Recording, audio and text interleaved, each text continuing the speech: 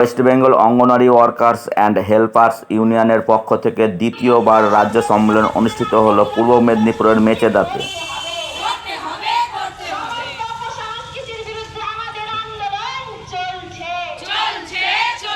দ্বিতীয় রাজ্য সম্মেলন অনুষ্ঠিত হয়েছিল 8ই সেপ্টেম্বর।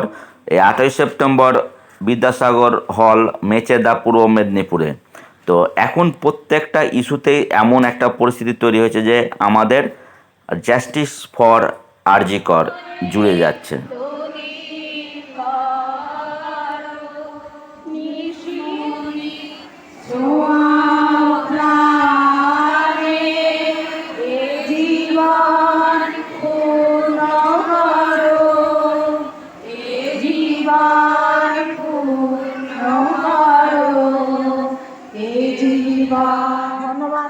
সত্যি কথা বলতে কি, আমাদের রাজ্যে সত্যিই অঙ্গনওয়াড়ি কর্মীদের স্যালারি কম।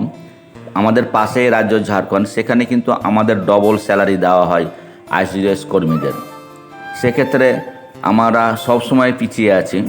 পাশাপাশি পোষণ ট্যাকারের জন্য কোনো রকমের কিন্তু রিক্রুটমেন্ট নেই আমাদের পশ্চিমবঙ্গে। আমাদের পাশের রাজ্য ঝাড়খণ্ড, সেখানে কিন্তু পোষণ ট্যাকারের জন্য কর্মী নিয়োগ আছে শুরু করে এবং সহায়িকার 110 টাকা থেকে শুরু করে আজকের আমরা যে জায়গাটায় এসে পৌঁছেছি 9,000 সামথিং এবং ওই যে 6,800 সামথিং, এই যে জায়গাটায় আমরা এসে পৌঁছেছি, এটা কিন্তু আমাদের এমনি এমনি হয়নি। এর পেছনে আপনাদের মতন অঙ্গনওয়াড়ি কর্মী সহায়িকাদের অনেক অবদান আছে। আপনারা নিজেরাই, এখানে এমন অনেক কর্মী আছেন সুদীর্ঘ 15, 20, 25 বছর ধরে লড়াই আন্দোলন করছেন, যারা এই কাজের সাথে যুক্ত আছেন, এই পেশার সাথে যুক্ত আছেন। আজ এই রাজ্য সম্মেলনের মূল বিষয়বস্তু ছিল আইসিডিএস প্রকল্পের সামগ্রিক উন্নয়ন, সরকারি কর্মীর স্বীকৃতি, সরকারি কর্মীর ন্যায় বেতন ও সামাজিক সুরক্ষা, সমস্ত শূন্য পদে কর্মী সহায়িকা ও সুপারভাইজার নিয়োগ, পোষণ ট্যাকারের কাজের জন্য সেন্টার ভিত্তিক সিম কার্ড ও অ্যান্ড্রয়েড মোবাইল দেওয়া সহ বিভিন্ন দাবি দেওয়া নিয়ে West Bengal workers and helpers ইউনিয়নের পক্ষ থেকে দ্বিতীয় সম্মেলন অনুষ্ঠিত হলো।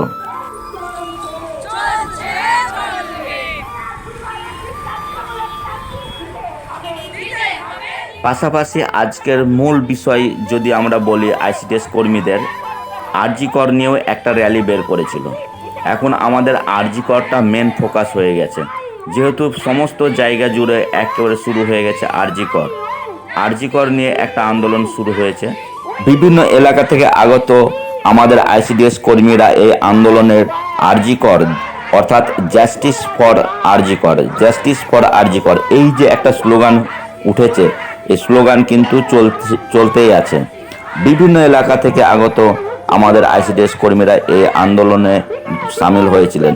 পাশাপাশি আমাদের বিভিন্ন ইউনিয়নের নেত্রীরা উপস্থিত ছিলেন এবং আমরা বিভিন্ন ধরনের ইস্যুভিত্তিক আলোচনাও আমরা আজকে শুনলাম।